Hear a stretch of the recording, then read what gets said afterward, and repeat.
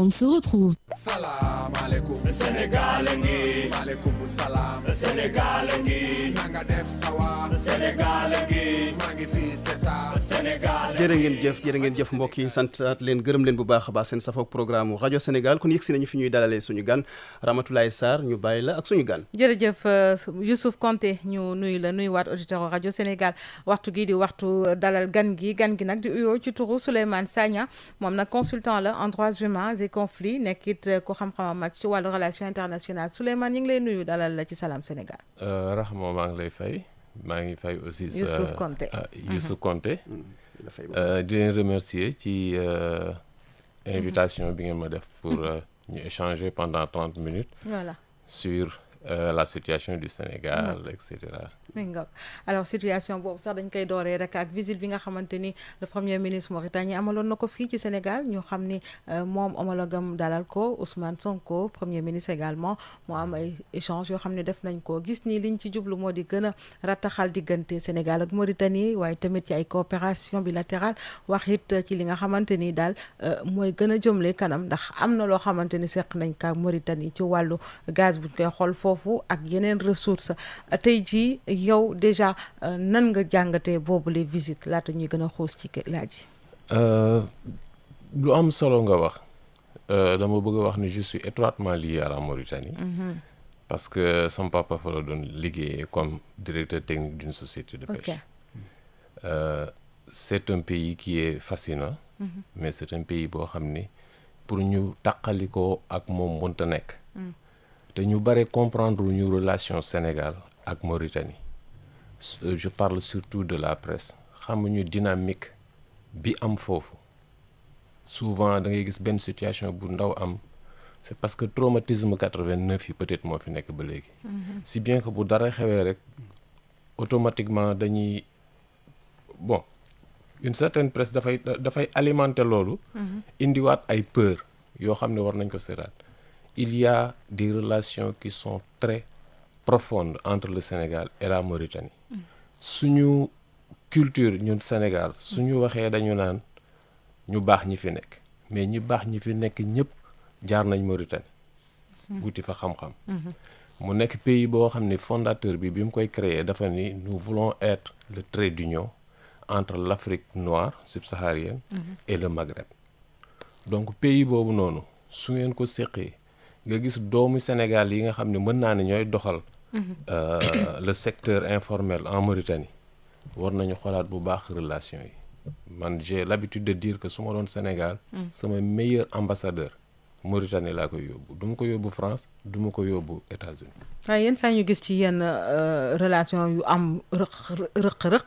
dañ koy nemmeeku surtout ci suñu wàllu pêche yi suñu nappkat yi nga xamante ni yenn saa yi jafe-jafe la ñuy dund foofu tamit. waaw c'est vrai mais ba tey mu ñëwaat ci li may wax. suñuy pêcheurs c'est de grands de braves hommes mais aussi des gens qui sont courageux je dirais même intrépides. waaw ba tax na parfois règles yi souvent duñu ko respecter comme il le faut waaw Mauritanie mooy pays boo xam ne jàpp na ni économie c'est basé sur la pêche. Principalement ak peut-être les mineurs et cetera. C'est le pays boo xam ni 2 mois de repos biologique lay def mais la pêche dafa nekk domaine boo xam ni parfois ak la raréfaction des ressources ça demande de plus en plus de risques te comme question de survie la pour nos pêcheurs parfois dañuy enfreindre certaines lois mu am lu muy jur après mais gis naa ni on a signé beaucoup d'accords entre ñun ak Mauritanie. J'ai vu qu'on a parlé d'éducation, c'est très important. On a parlé d'industrie. Mais bu ñu fàtte ni y a un secteur très important qui est le secteur de l'agriculture. boo xam ne xëy na avant ñuy am problème yu mel noonu. problème mu 89 yi. La plupart des produits agricoles yu Mauritanie doon consommer ci vallée bi lay jóge. C'est après que ils se sont tournés vers le nord, vers le Maroc. Vous voyez. Donc foofu aussi c'est quelque chose de très important yoo xam ne war nañ ci xalaat. léegi la dimension. wax nañ ci transport bi également ñoom ci seen ay jokkalante et tout ça transport bi ci la bokk. Absolument. Pour 2 raisons. Il y a un flux malgré que. ñu gën ko olofal ndax. après dinañu def un résumé en français. ndaxte gis naa ni même ci wàllu transport. yamul rek ci transport terrestre. Mauritanie portam dafa nekk port en eau peu profonde si bien que yenn bateau yu kii yi am dama koy fàtte souvent maanaam yi nga xam dañu soxla ndox mu xóot. waaw seeni produit fii lay ñëw après ñu convoyé ko mu dem. d'accord. vous voyez donc loolu lu am importance la. Sénégal lu bari dina ko jële Mauritanie mais bu ñu fàtte ni Sénégal lu bari dina ko yóbbu Mauritanie. donc loolu aussi c'est quelque chose de je veux dire de très important question sécuritaire ñoom. sécuritaire surtout. waaw question sécuritaire le Sénégal a beaucoup à apprendre sur la Mauritanie. premier attentat yi amoon fa la ma fekk ay 2012 et cetera mais rapidement la Mauritanie a trouvé une parade boo xam ne peut-être il n'avait pas fermé les portes de dialogue mais aussi renforcé son architecture sécuritaire ba tey ji peut-être yaa ngi dégg yeneen pays limitrophes yi mais déggatoo ko donc Sénégal am na lu bari aussi lu mu mën a jàngat ci foofu te gis naa ni y a une bonne coopération parce que je couvrais pratiquement toute la frontière ba après Bakel mais de temps en temps da ngay gis ay patrouilles mixtes entre le Sénégal et la Mauritanie et j'ai été très heureux une fois ma gis bi ñu créé seen police routière la Mauritanie a choisi de prendre des experts sénégalais donc des éléments de la gendarmerie pour ñu encadrer leen partager des expériences ak une nouvelle police routière bu ñu créé woon et ça avait donné de bons résultats. alors ci li nga xamante ni moo di conférence conjointe ñaari njiitu gouvernement yooyu wax nañu aussi ci li nga xamante ni moo di lié ñaari réew yi muy pont Rosso ak fii loo bokk na ci loo xamante ni peut-être dina yokk koom ci ñaari réew yëpp rawatina tamit ci Sénégal. absolument comme ni ma ko waxee sànq mooy on a beaucoup à échanger et j'ai vu par exemple qu'il y a eu peut-être une certaine régression si échange yi parce que régression ci naka ci le montant des flux financiers par exemple on dit que les échanges l'année dernière avaient valu au Sénégal jokkalante bi ci ñoom ñaar seen diggante ñaata la dikkee Sénégal dañu wax ni daaw par exemple 65 milliards généré nañ ko mais gis naa ni 2023 dañu wax 113 milliards donc il y a un effort à faire à ce niveau-là pour ñu gën a continuer gën a renforcer suñu coopération mais aussi il y a une méfiance forte entre maanaam ku ci ne da ngay am na looy sóoraale ci diggante Sénégal ak Mauritanie war nañu former suñu opinion aussi ñu comprendre parce que c'est vrai que c'est un pays boo xam ne lu bare xamuñu ko liñ ci gën a jot mooy peut-être quelques problèmes sociaux et structurels en Mauritanie yoo xam ni Mauritaniens ya fa nekk dañ koy dund Sénégalais ya fa nekk dañ koy dund mais au-delà am na benn effort de sensibilisation bu ñu war a def pour nit ñi gën a xam quel est ce pays mooy li may indiwaat mooy y a beaucoup d'incompréhension entre ñun ak Mauritanie yoo xam ni il faut ñu koy leeral te je salue de passage le directeur Pape Alé Niang parce que je me rappelle période du retour des réfugiés yi tase woon nañ fa et vraiment j'avais bien apprécié ce type d'émission mooy ñuy def ay échanges même sur le plan culturel sur le plan médiatique je pense que c'est important. alors du Mauritanie rek dañuy wax ci sous-région bi Sénégal ñi nga xamante ni wër nañ ko kii di njiiti réew mi sax moom it mi ngi fële di dem Guinée-Bissau nga xamante ni foofu xam nañu ci li ñu génn ñoom it te ñëpp xam nañu ni Sénégal moom moo yor présidence commission bu CEDEAO ñu xam ni am na donc loo xamante ni war na ko mën a dox foofule ñi ngi xaar Sénégal ci fànn googu rawatina ba ñu amee ay autorités yu bees kilifa yoo xamante tamit ay ndaw lañu ci seen doxalin ak li nga xam ne mën nañ ko apporter foofu par exemple lan la ci sa jàngat. ci sama jàngat bu mooy xool accord bi ñu am ak Mauritanie sur les ressources gazières bu ngeen di fàttaliku dañ doon wax ne y a du pétrole lourd entre le Sénégal ak Guinée-Bissau et je pense même qu'il y a une commission mixte Sénégal Guinée-Bissau bien sûr tax pétrole dafay gën di nekk une ressource stratégique. gis nañ li xew entre États-Unis ak Venezuela te pétrole u Venezuela ak bu Guinée-Bissau ñoo yem. mais aussi Guinée-Bissau bu ñu fàtte ni dans notre sous-région. c'est l'un des pays les plus je veux dire les moins avancés te gis naa ni le Sénégal gagnerait à aussi accompagner ce pays frère parce que nous sommes presque indissociables historiquement parce que le Sénégal a joué un grand rôle dans l'indépendance de ce pays am na ay officiers sénégalais yoo xam ne sax fa lañ décédé ba tey ñu tuddee leen ay camps militaires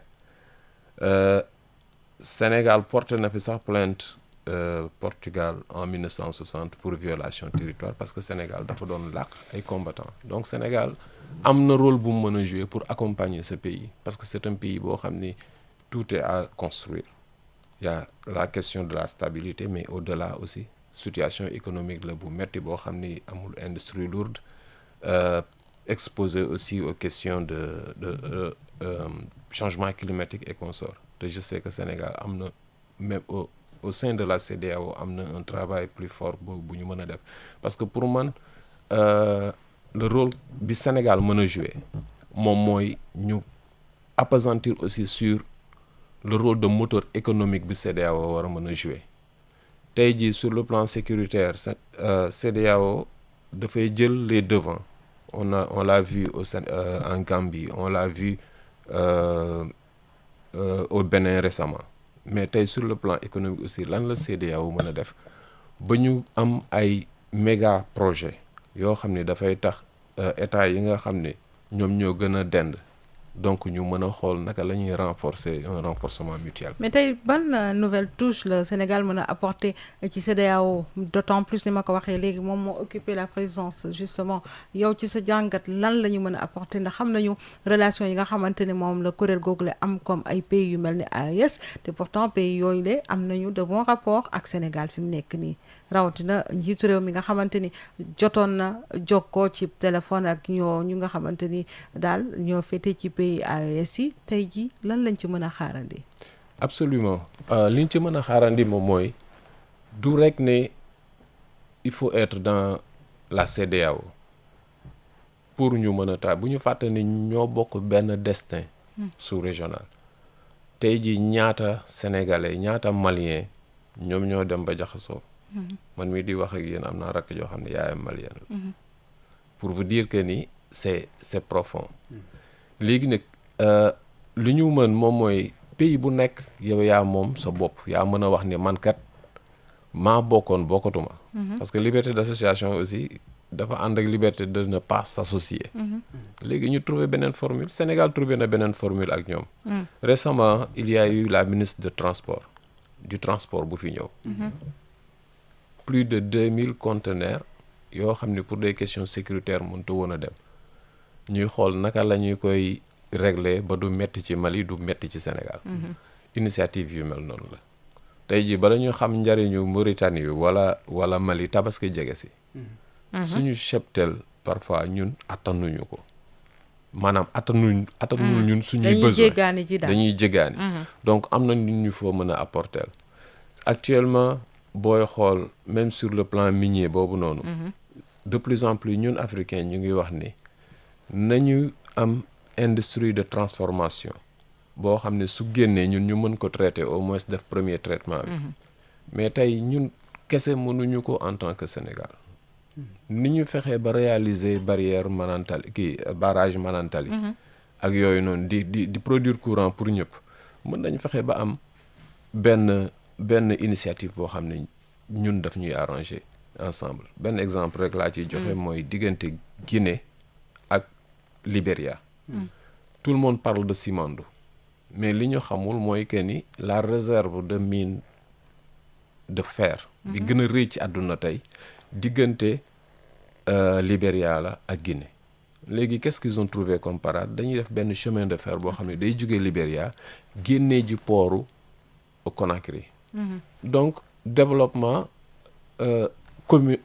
commun lay doon quoi entre ces pays là léegi man li ma gëm moom mooy nañu xool léegi bu njëkk c'était la liberté d'aller et de venir liberté d'établissement mais tey nañu xool naka la ñuy def ba nga xam ne tey day nekk structure boo xam ni daf ñuy aider à ce que ñun ñuy renforcer wu job lu mel ni ALENA lan la Canada États-Unis Mexique tey jii mën nañ am forme yu mel noonu te du yàq dara ci existence su CEDEAO mais li ma gëm mooy CEDEAO bi muy doog a ñëw am na problème bu mu doon régler mooy ñun suñu demlante ak suñu dikkalante mais tey nañu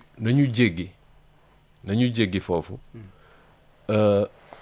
xool nag naka la mën a développer parce que défi yi léegi bari na de défi du rek jënd ak jaay mais défi question de résilience la question de changement climatique bi may wax nii mais aussi une jeunesse boo xam ni elle est exponentielle boo xam ni elle est ouverte boo xam ni dañu am échange permanent donc foofu la ñu travailler la dimension jeune Sénégal xam na ci dara actuellement par exemple gis na ni y a même une sorte de réjuvénation dans la gestion du pays mais au-delà de ça nañu dolliwaat xoolaat yeneen aspect yoo xam ni la jeunesse peut jouer un rôle important ñu am une politique de jeunesse je dirais pas panafricaine mais sous-régionale ak ay échanges yoo xam ni tey le jeune sénégalais qui est là mën nañ fi teg ay structures yoo xam ni dañuy mën a échanger dem au Mali au Sénégal et cetera comme ni ma gisee l'autre jour APIM ak APIX par exemple mission bi amoon en Mauritanie soo gisee potentiel bi Mauritanie am en termes d'entrepreneuriat da ngay xam ni pays la boo xam ni il a un très grand potentiel am avantage yu connecté au nord ak connecté au sud connecté à d'autres partenaires du Sénégal comme le Maroc ak ñun ak Mali et cetera donc gis naa ni foofu aussi am na lu ñu fa mën a jouer. alors man laaj bi ma amoon mooy tey naka ngay jàngatee le fait que tey Sénégal war a occuper la présidence de la CEDEAO ndax am na disons at ci ginnaaw daanaka saa yu ñu présenté woon ay candidature ci international daañu woon am par exemple on se souvient ak Amadou Hott ci baat bi amul woon mais tey gis nañu quand même Sénégal mu ngi amaat confiance des partenaires ba ci CEDEAO mu war a occuper poste présidence de la commission président de la commission de la CEDEAO loolu naka nga ko jàngatee tey bon présidence bi souvent sax moom da nga naan c'est tournant day dem di tourner di ñëw mais yeneen institution yi à un certain moment aussi suñu gouvernement yi dañ doon affaiblir suñuy propre candidat ci gouvernement yi la kon d'une part ci nag d'une part parce que tey jii ñooñu bu ñuy dem ils vont là-bas pour représenter le Sénégal mooy kaaw Amadou Hott bi la Youssouf voilà wax est-ce que engagement bi ci Sénégal am yaa ngi dégg est-ce que yéexul engagement bi ci Sénégal am du rek par exemple man maa ngi accréditer sama citoyen pour mu dem wala maa ngi koy renforcer mais da ngay def la diplomatie tu envoies tes diplomates ñu dem ci yeneen pays wax ak ñoom xool ñoo xam ne naka ngay def ba renverser la vapeur pour ñooñu voter la leneen li ci des nag peut-être ci nit ki la maanaam quelle est son expérience et cetera ci candidat bi quelle est sa vision mais su fekkee ni moom vision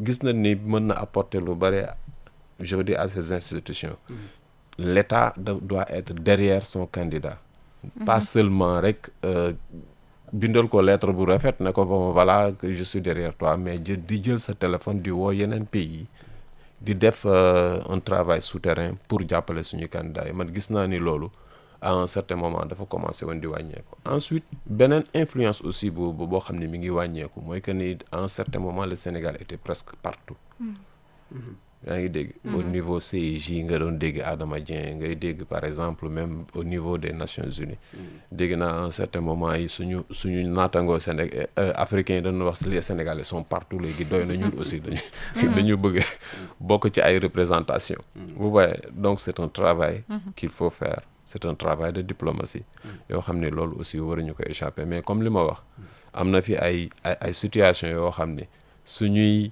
propre ressortissant dañ leen war a jàppale mais l'État ci boppam daf doon xëcc suuf ci fi ñu taxaw te gis naa ni actuellement de plus en plus ñu ngi affirmer wu sur le plan international ñu ngi pousser ay pions xam nga ñu ngi influencer même les perceptions au-delà des frontières du Sénégal donc yaakaar naa nañu continuer liggéey gën a parfaire aussi suñuy nit. Voilà. Alors dinañ aborder aussi point restructuration de la dette parce que ci waxtaan googu conférence conjointe bi gis nañu premier ministre aussi génn na ci di ci addu ci wàllu restructuration de la dette boobu nga xamante moom nanguwu ko. tey jii lan nga ñu mën a wax ci bañ gi mu bañ restructuration boobu est-ce que dina nekk ci intérêt au Sénégal. xam nga les avis sont partagés. ñenn ñi nee na nañu bàyyi ñu restructurer moom mu ni duñu restructurer parce que restructurer la dette aussi dafay indi que dañ lay dicter ta conduite dañ lay dicter ni nga war a doxalee parce que wolof nee na ku la abali bëtam foo ko neex ngay xool te xëy na loolu moom la suñu njiit yi bañ mais nag xeex bu metti la lu tax mu metti mooy que ni dañu am une population boo xam ni situation économique bi dafa xaw a metti ñoom ñi yàkkamti pour ñu woyofal leen seen situation au même moment ñu am ay obligations yoo xam ni mooy di fay dette bi quelque part dégg naa le premier ministre ne 70% des ressources que nous avons vont vers le paiement des dettes léegi du mën a substitut mais alternative bi mooy dañuy wax ni dañuy compter sur nos propres ressources mais est-ce que ay bon kese gérer na fay dette vous voyez parce que aussi te liggéey depuis 20 mois ñi ngi tenir depuis ñoom bañ fi nekkee ba tey ça fait 20 mois donc ça fait 20 mois mais on est là pour 5 ans oui vous voyez il faut ñu trouver subterfuge mais man sama souci mooy on parle beaucoup de financement du financement des diaspora oui et donc am na benn étude par exemple boo xam ne dama ko doon def pour le compte d'une organisation basée à Londres on avait trouvé que la contribution de la diaspora équivaut à 10 fois plus que l'aide étrangère mais xam nga xaalis boobu fu muy dem ci foyer yi benn nijaay mi ngi fay étude jarbaatam mi ngi fay étude doomam benn papa mi ngi envoyé xaalis pour ñuy faj jabaram ak doomam et cetera et cetera. mais loolu la kilifa yi xam tey ba journée nationale bi ñu déjee diaspora bi gis nga yi fa génn ci ay solution ak banque bi nga xamante ni ñu ngi koy bëgg teg su boobaa dinañu mën a orienter bu baax xaalis boobu nga xamante ni mi ngi dem fi. absolument xam nga ñu ngi koy wax mais fan lañ ci toll loolu du idée bu bees. waaw yàgg nañ ko wax moom waaw. xam nga li dem nañ par exemple ba ñu accélérer les procédures pour même en 48 heures nga mën a am sa entreprise wala dara.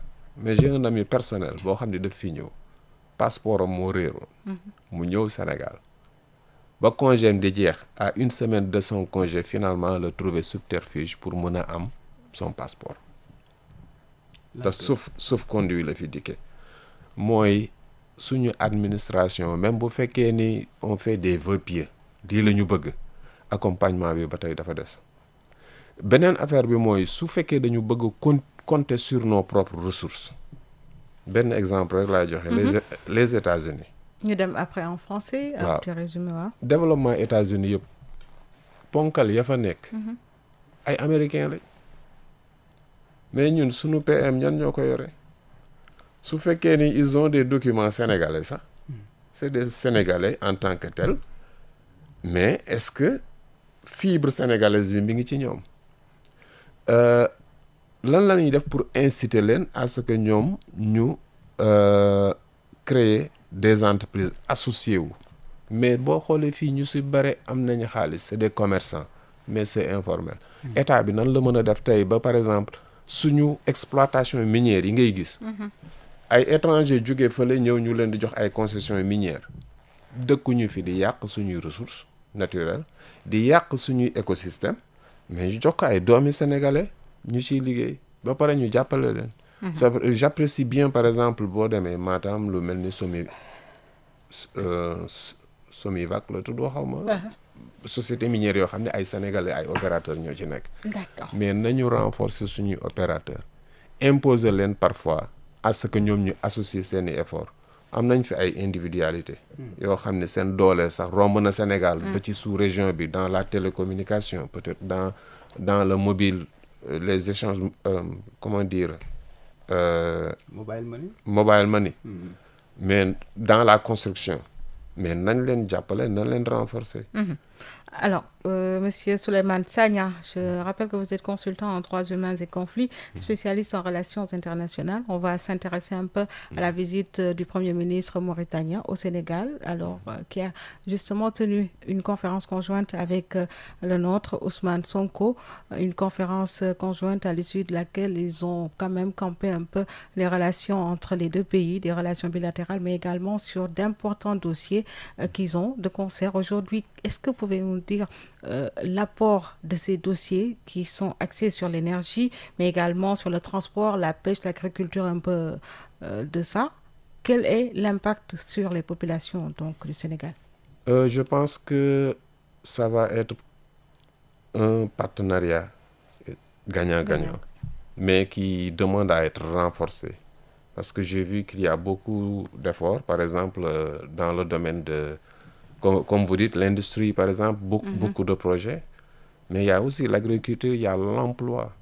Il y a combien de Sénégalais, de jeunes Sénégalais qui travaillent en Mauritanie, surtout dans le secteur informel, dans la mécanique, etc. Mais au même moment, nous avons des soucis, peut-être de leur protection, de leur droit de séjour, et même des conditions d'entrée dans ces pays-là. Par exemple, pour aller en Mauritanie, il me faut au minimum 50 000. Vous voyez? Oui. C'est-à-dire 50 € qu'il me faut changer. Et la plupart du temps, cet argent, peut-être la moitié sera partie avant même que je n'arrive à Nouakchott. Et vous voulez dire, contrairement à nous, l'accès est facile, vous voulez dire, ou bien l'accès est plus facile. Parce, par exemple, j'ai vu, par exemple, que certains... parce que je partais régulièrement à la frontière, certaines personnes vont payer 2000 francs venant de Mauritanie pour passer. Okay. On n'exige pas, par exemple, que le Mauritanien présente certains documents. La devise, je veux dire, le CFA pour entrer, pour aller changer le Lougia dans une banque de chez nous pour prendre le CFA, alors que le Sénégalais est obligé de changer son argent en euros. Et maintenant, une fois qu'il traverse la frontière, de changer l'euro en, je veux dire, en Nougia. Et tout ça aussi, c'est des barrières qu'il faut, je veux dire, qu'il faut régler. L'autre problème, c'est que récemment, on a beaucoup de jeunes Sénégalais qui ont été rapatriés. C'est vrai que beaucoup d'entre eux rechignent à payer les frais de séjour. Je pense que nous pouvons obtenir aussi à ce que les Sénégalais ne payent pas de frais de séjour en Mauritanie. Alors, un autre point, c'est celui justement du pont Rosso qui ne doit pas être perçu, d'après les autorités, comme un point de rupture, mais sinon de continuum. Absolument. Tout comme le pont qu'il y a en Gambie, qui aide à vraiment faciliter la traversée, à anticiper sur les retards. Et quand je parle de retard, sur le plan économique aussi, parce qu'il y a beaucoup de produits alimentaires, par exemple, qui transitent dans les deux pays, et un pont va faciliter carrément le travail. Certains parlent du pont de Djama, mais le pôle de business se trouve vraiment à Rosso. Et je pense que c'est une chose très importante. Maintenant, il va falloir aussi pour voir qu'est-ce qu'il faut gagner. Avec ce pont, est-ce que aussi bien le Sénégal que la Mauritanie vont partager les taxes, par exemple, vont partager les coûts d'entretien, etc. Je veux dire, il faut, par exemple, qu'on voit ce que qu'on soit d'accord sur ce que ça nous apporte. Alors, le dernier point, c'est celui donc lié à la restructuration de la dette. Le Premier ministre Ousmane Sonko s'est beaucoup penché sur la question. Aujourd'hui, il n'est pas d'accord du tout pour une restructuration de la dette. Qu'en pensez-vous, compte tenu des relations avec les investisseurs étrangers? Je pense qu'on est toujours dans cette logique d'être autonome. Ce qui veut dire, par exemple, par exemple, la conséquence de la restructuration de la dette est qu'on va nous imposer une certaine façon de dépenser, une certaine façon de couvrir des besoins sociaux. Peut-être de revoir comment est-ce qu'on... Je veux dire, ça peut même avoir des impacts sur même l'accès aux bourses, etc. Surtout à l'aide sociale, etc. Alors qu'on n'en a pas besoin pour le moment. Donc, je suis d'accord quelque part s'ils refusent la restructuration. Mais aussi, la globalisation est passée par là.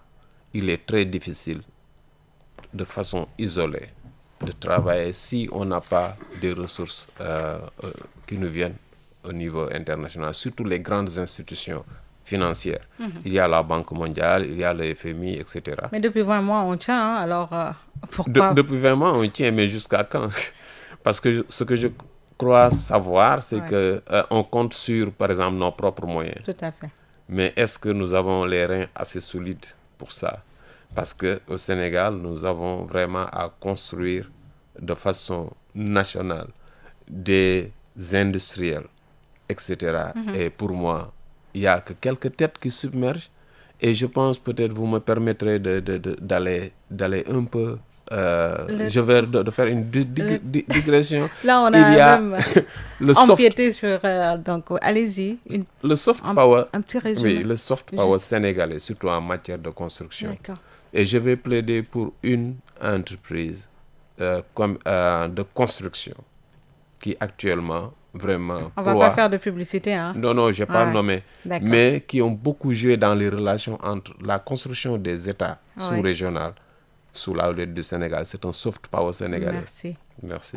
Merci beaucoup, M. Souleymane Sagna. Je rappelle que vous êtes consultant en droits humains et conflits, spécialiste en relations internationales. Salam Sénégal vous remercie. Tout le plaisir est pour moi. Merci Youssouf. Merci également à vous Ramatoulaye Sarr jërëjëf kon li ñu waxtaan ak suñu gan nag mën ngeen a woote ci Allô Sénégal ñu ànd ci kanam tuuti ak Adja Fatou Sarr naka noonu itam kon ñu sant suñu techniciens yi Pape Matar Sarr Seyni Diop ca CDM Mama Ndiémé Sarr ci jokkalante gi El Hadj Pape Malick Ndaw ak Elisabeth Agnès Sarr mbokk yi sant leen gërëm leen bu baax a baax yaa ngeen jëf. Salam alaikum Sénégal ngi maaleykum salaam Sénégal ngi nanga def sawa Sénégal ngi maa ngi fi c'est ça Sénégal ngi salam. Radio Sénégal fait sa mue, une mue pour le meilleur et pour votre bon plaisir. Sur Radio Sénégal, le soleil se lève dès 6h du matin. Tous les jours, Salam Sénégal, avec de l'info, des archives sonores et des chroniques sur le quotidien du Sénégalais lambda. À ne surtout pas rater, le journal à deux voix à partir de 7h, 8h, le grand entretien, 8h30, Allô Sénégal qui vous donne la parole. PPV, plus près de vous, votre émission distributrice automatique de bonne humeur matinale.